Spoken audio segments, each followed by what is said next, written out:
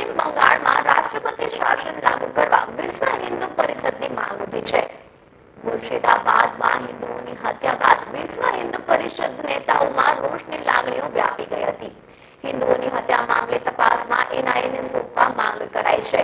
મુર્શિદાબાદ હત્યા, તોફાન, લૂંટફાટ, આગ લાગવાની બાબતે વિશ્વ હિન્દુ પરિષદે ચિંતા વ્યક્ત કરી હતી। જિલ્લા કલેક્ટર કચેરી ખાતે એકત્રિત થઈ સરકાર સમક્ષ પશ્ચિમ બંગાળમાં રાષ્ટ્રપતિ શાસન લાગુ કરવા વિશ્વ હિન્દુ પરિષદની માંગ ઉઠી છે।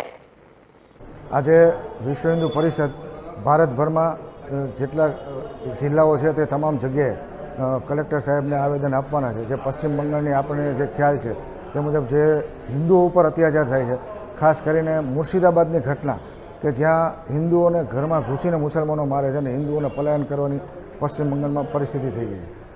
એ અનુસંધાન અમે કલેક્ટર સાહેબને આવેદન આપવાના છે અને આવેદન થ્રુ અમારી એવી માંગ છે કે પશ્ચિમ બંગાળની અંદર તાત્કાલિક ધોરણે રાષ્ટ્રપતિ શાસન લાગુ પડે, સાથે સાથે રોહિંગ્યા મુસલમાનોને ગોતી અને તેમની હાકલપટ્ટી કરવામાં આવે અને જે બાંગ્લાદેશથી રોહિંગ્યા મુસલમાનો ઘૂસણખોરી કરે છે તેમને ગોતી, અત્યારે આપને ખ્યાલ છે એ મુજબ એ મુસલમાનો બોગસ આધાર કાર્ડના આધારે ભારતમાં ઘૂસી જાય છે અને હિન્દુઓનો નરસંહાર કરે છે।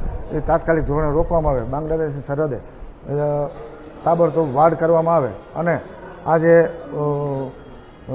જે ઘટના બની છે એની જાંચ એનઆઈએ દ્વારા કરવામાં આવે એવી અમારી માંગ છે।